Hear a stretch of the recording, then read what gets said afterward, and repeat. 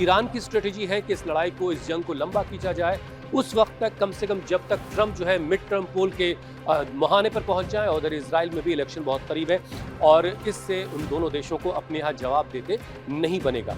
एक और बड़ी खबर ये है कि अमेरिका में जो खुद ट्रंप जो है इस तरह की चीज़ों के हालात के शिकार हो गए, जो उनकी फौज है उसमें भी इस बात को लेकर के बिखराव है कि ईरान के खिलाफ ऑपरेशन क्या जारी रखना है, क्या रोक देना है। एक खबर आपने और देखी होगी जिसे WSG ने रिपोर्ट किया था, वॉल स्ट्रीट जर्नल ने, कि जो स्टॉक पाइल है मिसाइल्स का, खासतौर से थार्ड और पैट्रियट का, वो पहले के मुकाबले घट रहा है। और इसी वजह से आपने देखा होगा कि पिछले वक्त में ईरान का जो ये साउथ ईरान का जो पूरा हिस्सा है उसे ज़्यादा टारगेट किया गया उन तमाम बेसिस से, कुवैत से, बहरीन से, कतर से और UAE से। इसके अलावा आपने जॉर्डन से हमले होते देखे ईरान पर, और ज़्यादातर जो है साउथ ईरान का हिस्सा टारगेट किया गया। उसकी वजह यही रही कि जो लंबी दूरी की मिसाइलें हैं अमेरिका के पास, उसको एक तो वो सेव करके रखना चाहता है किसी मुश्किल वक्त के लिए, और जो डिफेंस बैटरीज हैं वो लगातार घट रही, उनका स्टॉक पाइल घट रहा है। और इस वजह से भी जंग में के वक्त में मुश्किलें अमेरिका को पेश आ रही है। आपने देखा होगा कि यहाँ से जॉर्डन यहाँ तक जो है ईरान ने जो है कई ठिकानों को निशाना बनाया। अल मौफिक सॉल्टी जो बेस है वहाँ तक निशाना बनाया था, जिसके बाद कई अमेरिकी सैनिकों की जानें गई थी। स्ट्रेट ऑफ हॉर्मुज बंद है, बाबुल मंदब को लेकर के भी मुश्किल हालात लगातार जारी हैं, जिसे लेकर के सऊदी अरबिया ने कुल 14 देशों का, यानी सऊदी अरब प्लस 13 और देशों के साथ एक मैरीटाइम कोऑर्डिनेशन की बुनियाद रखी गई है, जो इस पूरे रीजन को रेड सी और अदन की खाड़ी तक का जो पूरा हिस्सा है, यहाँ पर इन देशों की सेनाएं जो है वो गश्त करेंगी और यहाँ से शिपिंग को सुरक्षित बनाने की मुहिम पर काम करेंगी। लेकिन क्या ये इतना आसान है? आपको याद होगा 2015 में सऊदी अरब ने ओमान के यमन के खिलाफ जो ऑपरेशन किया था, उसमें कई देशों की सेनाएं शामिल हुई थी, लेकिन यमन के हुतीस के खिलाफ वो जंग जीत नहीं पाए थे। अभी जिस तरीके से सऊदी अरब ने पिछले वक्त में इराक में हमला किया, उसके बाद PMF की नाराज़गी हम सऊदी अरब को लेकर के देख रहे हैं। अच्छा, PMF क्या है, जल्दी से मैं आपको ज़रा वो भी बता देता हूँ। PMF एक ऐसा ऑर्गेनाइजेशन है जिसकी पैदाइश साल 2014 के आसपास हुई।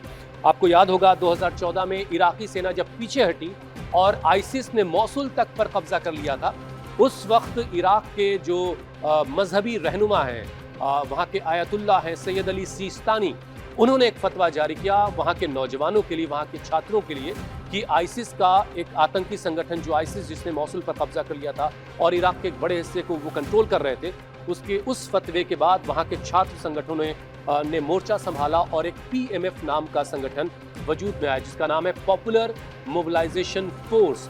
और इसमें करीब 60 गुट इसमें शामिल थे और इस गुट ने मुकाबला किया आइसिस का और आइसिस को हटने पर मजबूर कर दिया। ये लड़ाई काफ़ी वक्त तक चली और पूरी दुनिया ये जानती है और मानती है कि PMF का एक मजबूत रोल रहा। और आपको याद होगा इससे पहले जनरल कासिम सुलेमानी, उनका इस पूरे रीजन में आइसिस के खिलाफ मजबूत एक रोल रहा है और इसे दुनिया बाकायदा एडमिट करती है। उसके बावजूद PMF पर जिस तरीके से हमले सऊदी अरब की तरफ से किए गए, जबकि इस PMF की तरफ से साफ कहा गया कि सऊदी के ऑयल फैसिलिटीज़ पर उसकी तरफ से कोई हमला नहीं किया गया है। ओमान ने, यमन की तरफ से हुतीज़ ने ज़रूर माना कि उन्होंने ये हमला किया है, लेकिन हमला PMF पर किया गया। ये सारी बातों को जब आप कड़ियों को जोड़ेंगे तो आप समझ पाएंगे कि इस पूरे रीजन में किस किस तरह के खेल चल रहे हैं। बहरहाल अभी जंग रुकी हुई है और आज शाम से बातचीत हो सकती है। खाड़ी के देश भी चाहते हैं कि बातचीत हो और जंग अब इस इलाके में ख़त्म हो, क्योंकि यहाँ से और यहाँ से निकलने वाला जो ऑयल है, जो शिपिंग है, वो पूरी दुनिया की ऊर्जा ज़रूरतों को पूरा करने में अहम रोल निभाती है। और इस पूरे रीजन में जो मुल्क हैं उनकी इकोनॉमी उसी तेल से, उसी ऑयल से चलती है। तो एक अच्छी खबर दुनिया के देशों के लिए भी है कि यहाँ से सप्लाई होने वाला जो ऑयल है, जो शिपिंग यहाँ से होती है, वो आने वाले वक्त में शायद जल्दी बहाल हो सकती है। और दुनिया भर के बाज़ारों की भी नज़र इस पूरे अपडेट पर है कि जो ईरान और अमेरिका की बातचीत है, क्या वो किसी नतीजे पर पहुँच सकती है, क्या दोनों देश किसी रास्ते पर आगे बढ़ सकते हैं। लेकिन बहुत मुश्किल है। एक्सपर्ट्स ये ज़रूर कह रहे हैं कि जिस तरह की मांग ईरान की है कि इस पूरे रीजन से अमेरिका को अपने बेसेस खाली करने पड़ेंगे। आपको पहले ही पता है कि इराक में इसी साल सितंबर तक इराक से सारी फोर्सेस पीछे हट जाएंगी, यानी वापस चली जाएंगी सारे बेसेस को छोड़ करके। कुवैत से बहुत कम तादाद हो चुकी है, कुवैत से भी काफ़ी हद तक जो है अमेरिका अपने फोर्सेस को हटा रहा है, अपने ट्रुप्स को हटा रहा है। अब जाहिर सी बात है कि जब जॉर्डन में जो उसके हैंगर्स में उसके फाइटर F-35 और MQ-9 रिपर जो ड्रोन थे वो वहाँ तक अगर टारगेट किया, तो फिर जो नेगेव का जो इलाका है फ़लस्तीन यानी इजराइल का जो नेगेव का इलाका है वहाँ पर फिर ले जाकर के अमेरिका ने अपने वॉर प्लेन्स रखे थे।